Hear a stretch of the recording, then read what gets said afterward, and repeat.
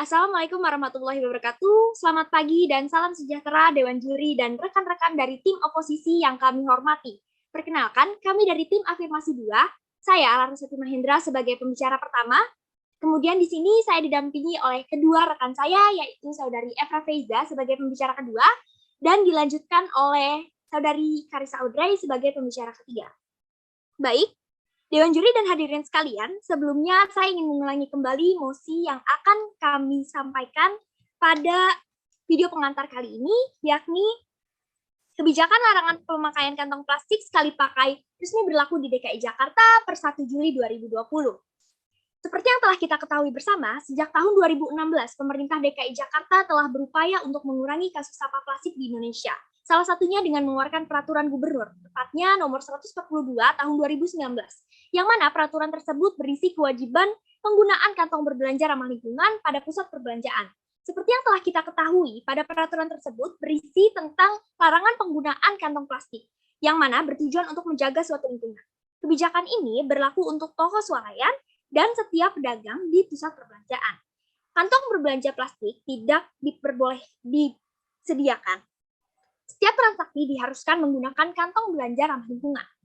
Namun, setelah memberlakukan hal tersebut untuk mengatasi masalah sampah plastik di ibu kota, apakah semuanya sudah cukup?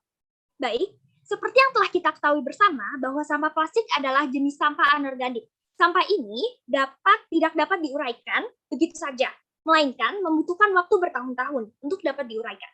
Penguraian sampah plastik diperlukan waktu sekitar 50 hingga 100 tahun, membutuhkan waktu 2 generasi untuk mengurai usia sampah.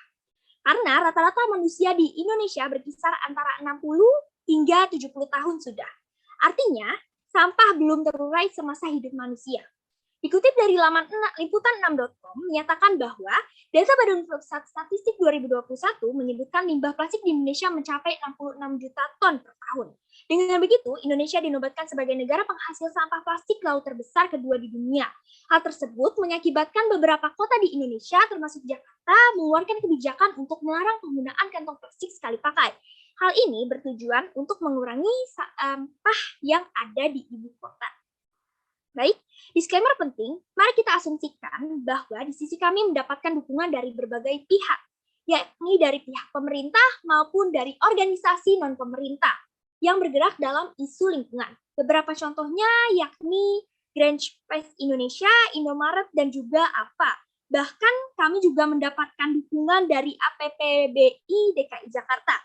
Sehingga tim oposisi diharapkan tidak memperdebatkan soal teknis dan bisa fokus ke hal-hal yang lebih penting. Baik, untuk selanjutnya saya serahkan kepada Saudari Efra Feiza sebagai pembicara kedua. Baik, terima kasih Laras atas kesempatannya. Di sini saya akan membicarakan argumen pertama dari tim kami. Itu alasan mengapa pemerintah dibenarkan untuk menerapkan kebijakan pelarangan kantong plastik sekali pakai di ibu kota DKI Jakarta. Alasan pertama adalah mengenai karakteristik dari masyarakat Indonesia yang sulit diubah jika bergantung pada kesadaran mereka sendiri. Perlu digarisbawahi bahwa karakteristik masyarakat kita terbagi menjadi 3 jenis, yaitu konservatif akut, progresif, dan juga orang-orang di wilayah abu-abu. Untuk 2 karakteristik terakhir adalah kelompok yang mungkin untuk beradaptasi dengan nilai progresif. Namun hal itu tidak berlaku bagi karakteristik pertama. Para konservatif akan sulit untuk mengerti dampak negatif yang ditimbulkan jika masyarakat di ibu kota terus menggunakan kantong plastik secara terus-menerus, dan mungkin tidak ada yang memperdulikan hal tersebut. Hal ini terlihat pada penduduk ibu kota yang selalu membeli kantong plastik sekali pakai pada saat berbelanja di supermarket. Hal ini membuat TPST Bantar Gebang yang mana merupakan tempat pembuangan akhir sampah di ibu kota, tahun ke tahun sampah plastik terus mengalami peningkatan. Kenaikannya juga cukup signifikan. Sampah-sampah tersebut akibatnya dapat menimbulkan salah satu bencana, yakni banjir. Alasan kedua adalah mengenai kebijakan pemerintah tidak dapat menyelesaikan 100%. Ya, kami akui bahwa kebijakan ini tidak dapat menyelesaikan permasalahan ini 100%. Karena sampah plastik merupakan masalah yang dapat dikatakan sangat rumit. Seperti konteks yang sudah kami sediakan, bahwa sifat sampah plastik tidak mudah terurai. Proses pengolahannya menimbulkan toksit dan bersifat karsinogenik. Butuh waktu sampai ratusan tahun bila terurai secara alami. Dalam hal ini, seluruh masyarakat ibu kota tentunya harus terus mendukung kebijakan pemerintah. Dengan kita mendukung mosi ini, tentunya kita akan membuat Provinsi DKI Jakarta menjadi provinsi yang lebih maju. Alasan ketiga adalah dengan meningkatnya kasus kenaikan sampah perharinya yang ada di Bantar Gebang, sangat dibutuhkan kesadaran masyarakat untuk mengikuti kebijakan pemerintah. Seperti yang telah saya jelaskan sebelumnya, setelah terdapat banyak sekali tumpukan sampah plastik yang nyaris tidak terkendali di Bantar Gebang, jika kita tidak terbebas dari sampah plastik, kita wajib halnya tidak menggunakan plastik. Kita dapat memulai dari hal-hal kecil seperti saat membeli minuman atau makanan, kita dapat membawa Tupperware atau semacamnya.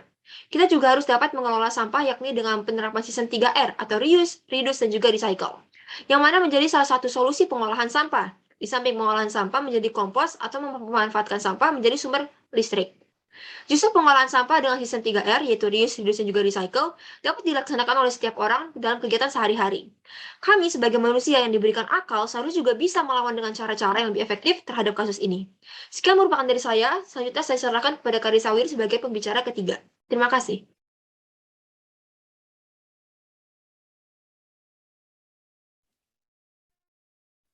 Baik, terima kasih Kak Feza. Kan dengan argumen kedua. Yang pertama adalah bagaimana proposal tersebut akan memulihkan negara kami dalam segala bidang. Argumen pertama yang saya akan menunjukkan adalah kebijakan pemerintah ini sudah dibuktikan meningkatkan perlindungan untuk mengurangi sampah plastik di ibu kota. Pada awalnya, berdasarkan informasi yang beredar, ibu kota diperkirakan mengonsumsi plastik perharinya sekitar 5.200.000 gram kantong plastik. Namun, setelah pemerintah mengeluarkan kebijakan untuk pelarangan penggunaan kantong plastik, jumlah kantong plastik di ibu kota sudah berkurang. Walaupun belum diketahui jelas berapa jumlah penurunannya, namun kami yakin dengan kebijakan ini tentunya akan berdampak baik untuk lingkungan Jakarta. Terlebih lagi, dataran ibu kota DKI Jakarta terbilang rendah, sehingga sering juga terjadinya banjir bandang dari ibu kota. Argumen tersebutnya adalah manfaat di bidang politik.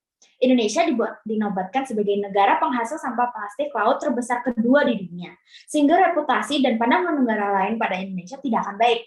Negara lain yang mempunyai misi eco-friendly akan kurang ingin menjalankan hubungan baik dengan negara kami. Dan selanjutnya adalah manfaat di bidang ekonomi. Sampah dapat bernilai ekonomi bila dikelola dengan bijak dan melibatkan semua elemen masyarakat. Dahulu, sampah hanya dikumpul, diangkut, lalu dibuang ke tempat pembuangan akhir, yang akhirnya menumpuk dan berbahaya terhadap lingkungan. Namun kini, komunitas masyarakat peduli sampah terus tumbuh berkembang di berbagai kota dan mampu memanfaatkan sampah melalui prinsip 3R, reduce, reuse, dan recycle, sehingga memperoleh manfaat ekonomi sirkular. Pola pemikiran tentang sampah pun berubah, bukan lagi yang dikumpulkan, diangkut, lalu dibuang. Sekarang sampah bernilai ekonomis dan mampu menjadi motor penggerak perekonomian masyarakat.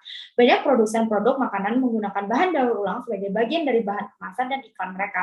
Kertas daur ulang, plastik, dan hal lainnya adalah masa depan kemasan makanan, dan sebagai hasilnya generasi mendatang dapat menikmati makanan yang lebih murah dan barang konsumsi lainnya. Selanjutnya adalah argumen 3R. Penerapan sampah dengan konsep 3R, reuse, reduce, dan recycle dapat dijadikan solusi dalam menjaga kelestarian lingkungan sekitar dengan cara yang sangat mudah dan murah. Sampah yang diolah dapat dijadikan sebagai pupuk kompos atau bahkan bisa menjadi sumber listrik baru. Penerapan konsep 3R ini dapat diterapkan oleh siapa saja setiap hari. Konsep ini memiliki inti yakni reuse menggunakan kembali sampah, reduce mengurangi segala sesuatu yang melibatkan atau menghijaukan sampah, recycle mengolah kembali sampah atau daur ulang menjadi suatu produk atau barang yang dapat bermanfaat. Dari segala argumen tersebut, kami sebagai tim afirmasi bangga menyetujui mosi ini. Terima kasih. Sekian merupakan kata pengantar dari kami. Mohon maaf bila ada kesalahan kata ataupun ucapan. Akhir kata kami ucapkan terima kasih. Wabillahi taufiq wal hidayah. Wassalamualaikum warahmatullahi wabarakatuh.